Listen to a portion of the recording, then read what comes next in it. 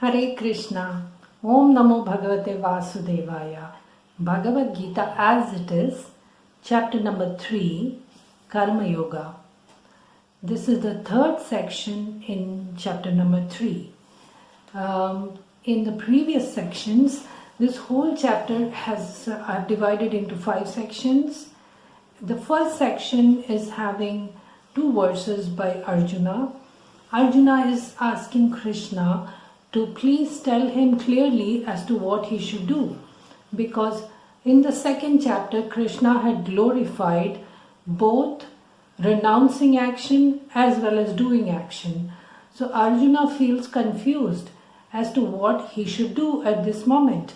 So Arjuna asked Krishna, please tell me clearly whether I should do my work or should I renounce my work.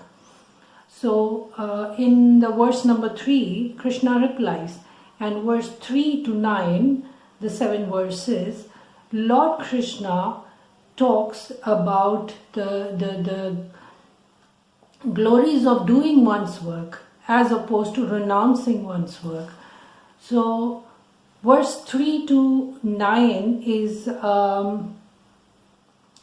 about doing one's prescribed work and not renouncing work. Lord Krishna tells Arjuna that Arjuna, you being a Kshatriya, doing your prescribed duty is advisable for you. You are not yet in the platform of Jnana Yoga. You are not completely in knowledge and you are not completely detached. Therefore, by doing your prescribed duty, you will be purified.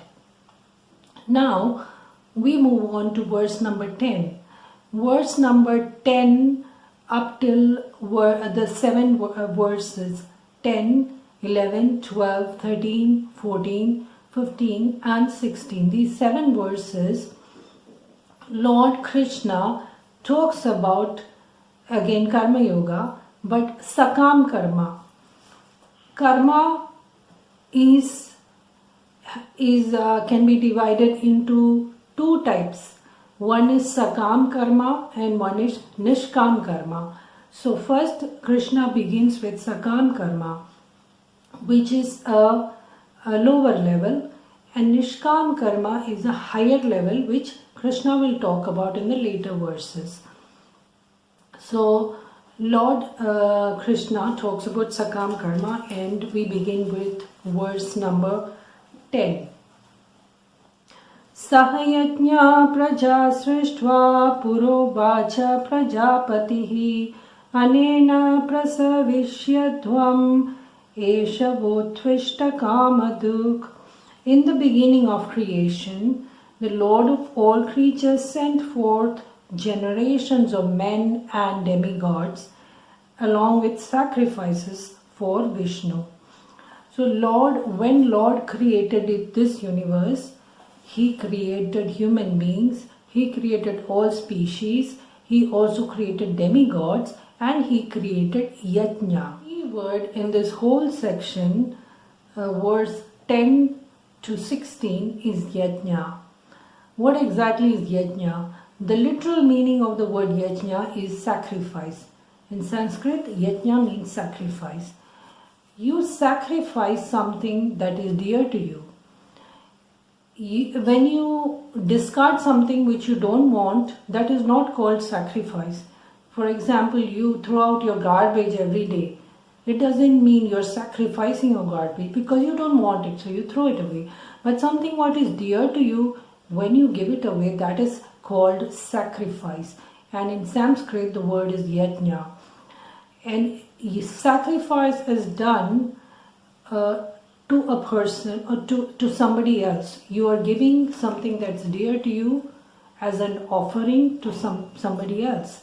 So that is called yajna. Now, Lord, when He created this material world, Lord created the concept of yajna. Now, it's important to understand this concept because that's a central theme of this section. So Lord says here that I created, in the beginning of creation, He created human beings and demigods, and he created the concept of sacrifice, and he blessed them, saying that you shall be happy with this yajna, because performing the yajna will bestow upon you everything desirable and also liberation. So the way the material world is designed is designed in such a way that when human beings perform yajna and then they offer the produce to demigods, the demigods in turn will bless the human beings, and therefore through the interdependence both demigods and human beings will live happily. Now this concept one needs to understand more clearly. We are living in this earth plane, we are living in the material world, and we are surrounded with all kinds of natural bounty. You have the rains, you have clouds, you have air, you have water, you have earth, you have all these wonderful things that the nature is giving us for free. Okay, an atheistic person thinks that all these natural products are his birthright.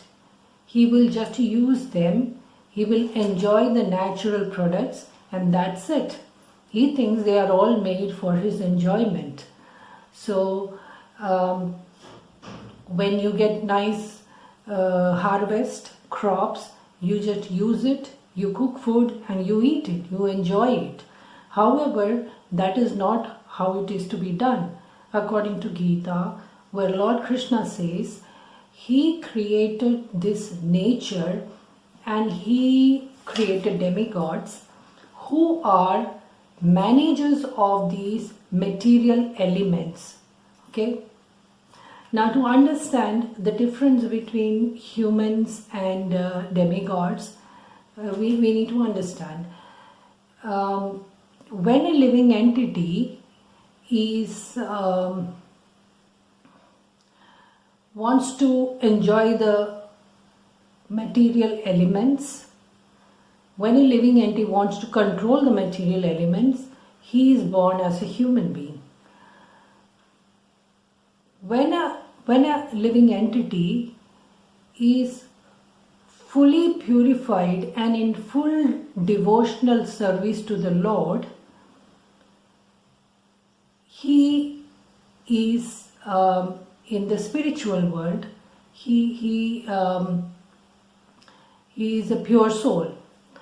Now there is somebody in between, a completely purified soul and a completely conditioned soul. There are some living entities who are in between. These living entities, they have some propensity to render devotional service to the Lord, and they also have some tendency to enjoy the material world. They have some tendency to control the material world. At the same time, they are also devoted to the Lord Krishna. These entities are made into demigods. Krishna uses their controlling propensities to manage the material elements. So you have earth, water, fire, air. So these entities are made managers of these elements. So you have the fire god, you have the sun god, you have the rain god. Indra is the rain god. So these demigods have a higher consciousness than human beings, but they are still not pure devotees. So these material elements, earth, water, sun, fire, everything, they are managed by the demigods. So that is their service to Krishna. They are managing these material elements. As human beings, we are using these material elements. We are using the rain. When the rain is there, we get good harvest, we eat the food. But Krishna says, he didn't make the material world, he didn't create the world to be like that. How did he create, how did he want it to be? He wanted that there should be cooperation between men and demigods. In the next verses, we will understand this more clearly. Verse number 11. Devan bhavayatanena te deva bhavayantu vaha parasparam bhavayantaha shreya param avapsyatha. The demigods, being pleased by sacrifices, will also please you, and thus by cooperation between men and demigods, prosperity will reign for all. So Krishna designed this world where if you can desire whatever you want, right? You want a big bungalow, you want lots of money, you want this, you want that, you're free to desire whatever you want, but you have to offer prayers and offer something in return to the demigods. Then they will bless you, and then you will become prosperous. You don't become prosperous by your own ability. You have to depend on the demigods. That is how the world is designed. So if you want a lot of wealth, there is Kubera, who is a demigod for wealth. You do certain yajna, you do prayers, you do worship Kubera, and he will give you the wealth, right? So it is not only one way, it's not a one-way relationship. You just take. You use up all the material resources, you enjoy all the material resources, and then you don't give back anything. That's not how it is. You are you're obliged to return to the nature whatever you are consuming. So it's a give and take relationship. So of course, this is, as I said, this is a lower karma, sakam karma or karma kanda. This is for people with a low level of consciousness. See, there are different types of people. So some people's consciousness is in the basic low level. So these Vedas, scriptures give prescription as to how you can achieve your desires. How? By being subservient to some higher authorities. Okay. This is, as I said, this is a lower level of karma. Beyond this is a Nishkam karma, where you are giving all your offering, you're rendering all your service directly to Lord Krishna. All the demigods are limbs of Lord Krishna. So when you are watering the root of the tree, the whole tree gets nourished. Similarly, when you are rendering service directly to Lord Krishna, all the demigods are satisfied. So that's a different level. Now we are talking about the basic level, where the scriptures have prescribed, have given injunctions as to how you can achieve your desires. How? By doing certain regulated activities, you can achieve your desires. And when you do those regulated activities, you are going to be slowly purified also, and which will also lead you to liberation. So in the 11th verse, this is what Lord says. So we have done the 10th verse, where Lord says that He designed the material world to where happiness, where material prosperity is depending on yajna. That is how He has created it. In the 11th verse, He says, Lord says, cooperation is expected between humans and demigods. Only then you can be prosperous. Now, in the 12th word, Lord says, what happens when you don't offer anything to the demigods? Well, Ishtan bhogan hi vo deva dasyante yajna bhavitaha tairdattan apradayebhyo yo bhungte evasa. In charge of the various necessities of life, The demigods, being satisfied by the performance of yajna or sacrifice, will supply all the necessities to you. But he who enjoys such gift without offering them to the demigod in return is certainly a thief. So what happens when you are just eating, enjoying everything that is provided for you by nature, but you are not returning anything, you are not offering anything to those demigods who have facilitated all this for you? In that case, you are just a thief. How a thief steals something which belongs to other person and he enjoys it? You are just like that. You are swimming in the river, you are enjoying the rain, you are enjoying the sunlight, you are enjoying the moonlight, you are enjoying all the crops, okay, and you are making nice feast and you are just eating it. You are not offering anything to the demigods who have provided all these for you. And you've completely forgotten Krishna, who is the supreme God. In that case, you are just a thief. It's a reciprocal relationship. You are expected to offer something back. In the 13th verse, Lord says, Yajna shishta shinas santo muchyante sarva kilbishaihi bhunjate te tvagham papa ye pachantyatma karanat. The devotees of the Lord are released from all kinds of sins because they eat food which is offered first for sacrifice. Others who prepare food for personal sense enjoyment only eat sin. See, here Lord clearly says that the previous section, whatever was mentioned, was for ordinary people, the karma kandi people or the fruity workers. Now Lord says the devotees of Lord Krishna are exempted from offering anything to demigods. Why? Because they offer directly to Lord Krishna, who is the proprietor of everything in this creation. Demigods are just limbs of Lord Krishna, they are servants of Lord Krishna. So when you directly offer food that you prepare, directly you offer your food to Krishna, and then the remnants you are eating as prasadam, you are free of all the sins. So that is the glorious position of the pure devotee of Lord Krishna. They don't have to propitiate the demigods.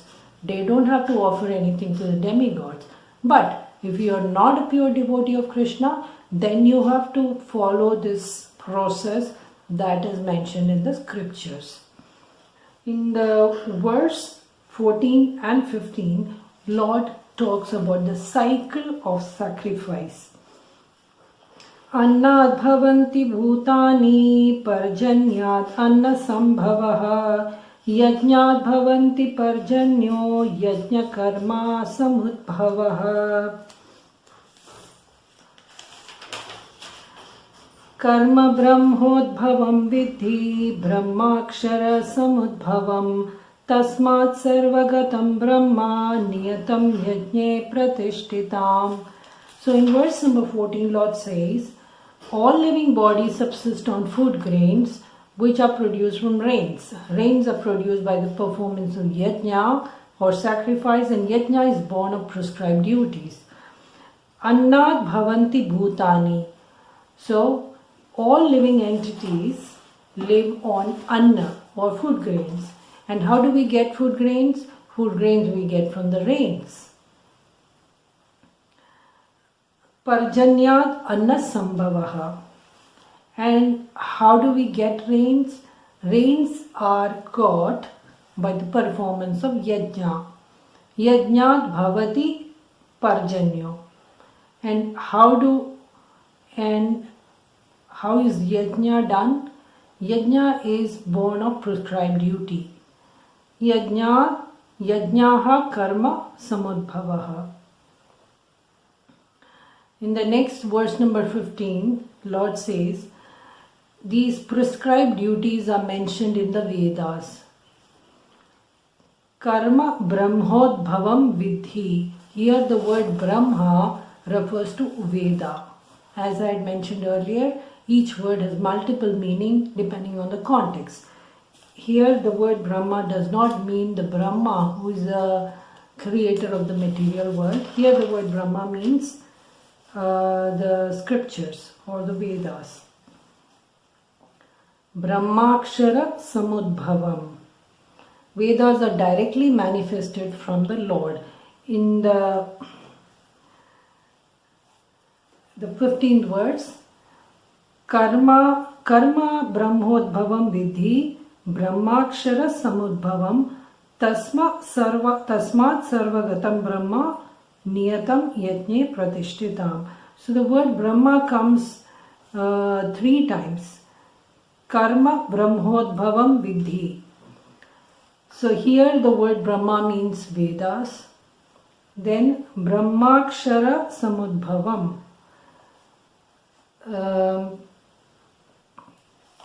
So here in the meaning, if you see, the